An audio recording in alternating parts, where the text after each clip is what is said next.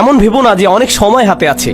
এমন লোকদের অন্তর্ভুক্ত হয়েও না বিচার দিবসে যাদেরকে বলা হবে তারা বাস্তুম, ভেবেছিলে তোমাদের হাতে অনেক সময় যে দেরি করলেও হবে, তাই না? এটা যেন ফি মানাতা আখারতুম, তুমি বিলম্ব করেছিলে, অনেক সময় আছে আরো, থাকুক, বাদ দাও। এই ধরনের কথাবার্তা, এমন ধরনের লোক হবে না। আল্লাহ বলছেন শুরু করে দাও মিন কবলি। এই মিনকে বলে মিনাত তাজিল, শাস্তি আসার ঠিক আগে আগে। আমি বলছি শাস্তি হতে কিন্তু দেরি নেই, কাছেই। বিচার দিবসের কথা বললে অনেকে মনে করেন বিচার দিবস অনেক দেরি, তাই না? ইন্নাহুম ইয়ারাউনাহুম বাঈদা, তারা মনে করে ওটা হতে অনেক দেরি। অনারাহু করিবা, আল্লাহ বলছেন আমরা দেখেছি যে এটা শীঘ্রই। কিন্তু আমাদের প্রত্যেকে আমরা কখন যাব? আমরা কি ঈদের দিন আদৌ দেখতে পাবো? কে জানে? কে জানে আমরা কবে যাব? কে জানে মৃত্যুর ফেরেশতার কাছে আল্লাহ কি লিখে দিয়েছেন? আমরা পার্কিং লট পর্যন্তও কি যেতে পারবো? কে জানে? আমরা কেউ জানি না। আর আমাদের মৃত্যু হলেই মান মাতা ফাকাদ কামা কিয়ামাহু, যে চলে যায়, যেই মারা যায় তার কিয়ামত শুরু হয়ে যায়। আপনার কিয়ামতের জন্য ইয়ামুল কিয়ামা, পুনরুত্থান দিবসের জন্য অপেক্ষা করতে হবে না, এক সেকেন্ডেরই ব্যাপার এটা। আর ফেরেশতা যখন চলে আসবেন তিনি বলবেন না, ও সরি আপনার 5টা একটা মিটিং আছে না, তাহলে পরে আসছি। এমনটা কিন্তু হবে না। যখন যাবার সময় চলে আসবে যেতেই হবে, কোনো দেরি হবে না। তাই আল্লাহ বলছেন আর দেরি করো না, নিজের অন্তরকে আমার দিকে ফিরিয়ে আনতে আর সমর্পণ করতে বিলম্ব করো না। ওয়া আনিবু ইলা রাব্বিকুম ওয়া আসলিমু লাহু। তাছাড়া আমাদের দিনের সৌন্দর্যটা দেখুন। কেউ যদি খুতবাতে বসে বসে সিদ্ধান্ত নেয় যে সে আল্লাহর দিকে ফিরে আসবে, সে এখনো কিন্তু কিছুই করেনি।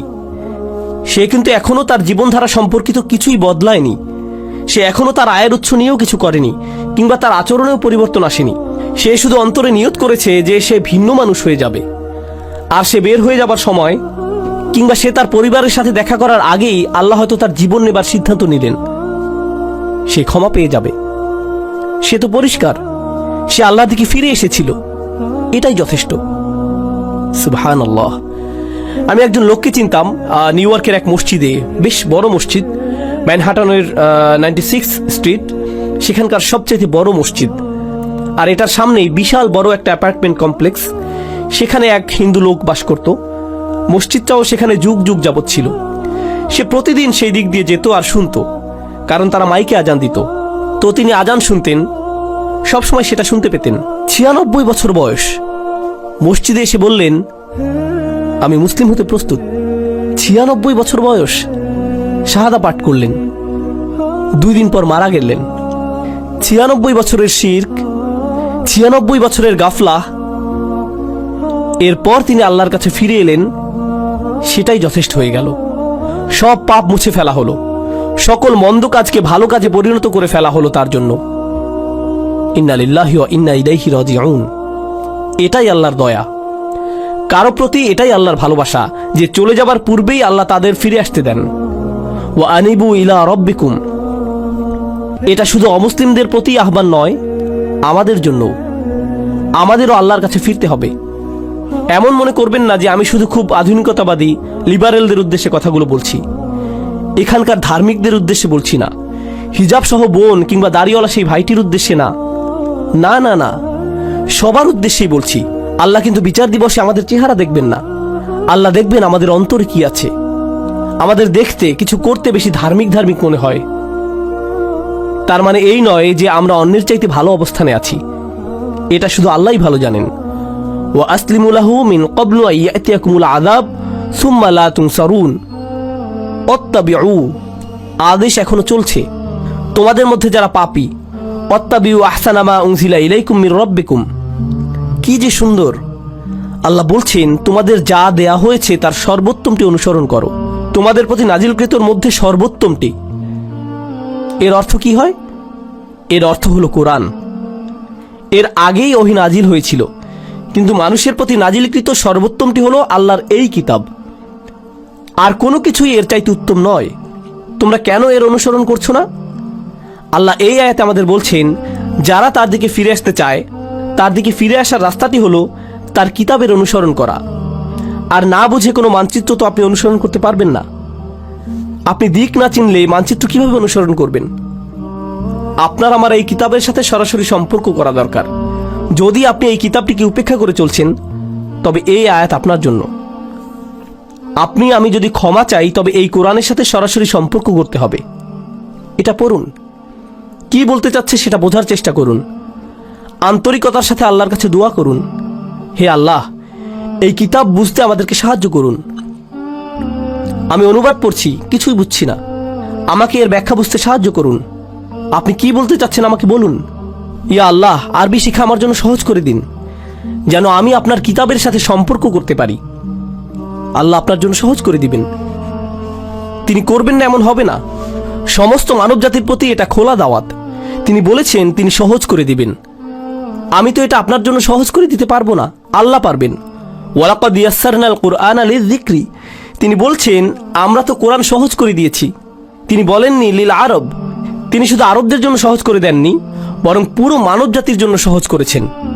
এটাই তার ওয়াদা। তাই তাকে কিছু আন্তরিকতা দেখান, নিজের পক্ষ থেকে কিছু প্রেরণা দেখান যে আপনি প্রস্তুত, যে আমিও ফিরে যেতে চাই। আপনি দেখতে পাবেন দরজা তার থেকেই খুলে আসছে।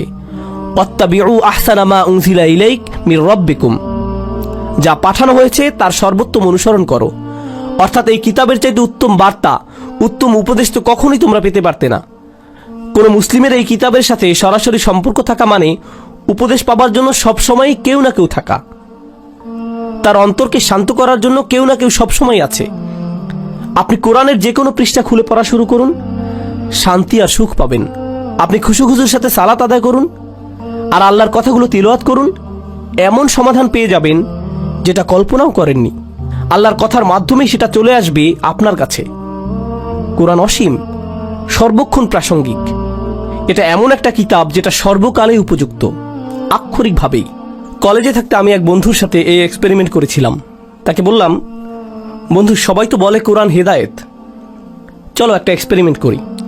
প্রত্যেকবার আমাদের কোনো সমস্যা হলেই চলো কোরআনের কোনো একটা পৃষ্ঠা খুলে পড়া শুরু করি, দেখি কোনো সমাধান পাই কিনা। আমরা এমন 2-3 মাস যাবত করলাম, আর সুবহানাল্লাহ আমরা প্রতিদিন মেলাতাম। আমি এটা পেয়েছি, এই সমস্যা হয়েছিল, আর এই আয়াত পেয়েছি, আর আমি এটা খুঁজছিলামও না, শুধু কোরআন পড়ছিলাম আর সেটা চলে এলো। এটাই আমার জন্য আল্লাহর সমাধান। দেখলেন, আমার জন্য আল্লাহর উপদেশ এটা। সুবহানাল্লাহ, কি অসাধারণ ব্যাপার। এমনই তো হবার কথা ছিল। আমাদেরকে দেয়ার এর চাইতে উত্তম আর সুন্দর জিনিস আর কি হতে পারে, তাই না?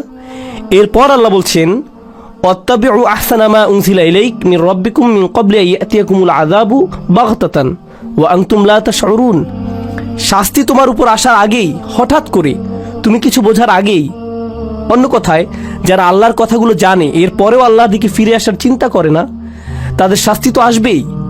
কারণ আল্লাহ তো তাদের রাস্তা দেখিয়েছেন। দেখো, আমি তোমাদেরকে ক্ষমা করতে চাই, এই যে নাও কিতাব, নাও এটা। আপনি যদি না নেন তবে আল্লাহকে এরপর দোষ দিতে পারবেন না। তাই পরের আয়াতগুলো হলো যাদের ক্ষমা নিয়ে ভুল ধারণা আছে তাদের সম্পর্কে। এটাই হলো ক্ষমার আসল বুঝ। এই রাস্তাতেই আপনার যাবার কথা। আল্লাহ ক্ষমা করতে প্রস্তুত আছেন, যদি আপনি পিছনে ফিরে আপনার বাড়াবাড়ির জীবন, গুনাহের জীবন ছেড়ে চলে আসতে চান তার কাছে। আর যদি ওহির মধ্যে সর্বোত্তম ওহির অনুসরণ করতে চান, যদি তা করতে চান, তাহলে ক্ষমার দরজা খোলা আছে। তবে আপনি আশায় পরিপূর্ণ থাকবার কথা। আল্লাহ আমাদের সবাইকে ক্ষমার যোগ্য বানিয়ে দিন।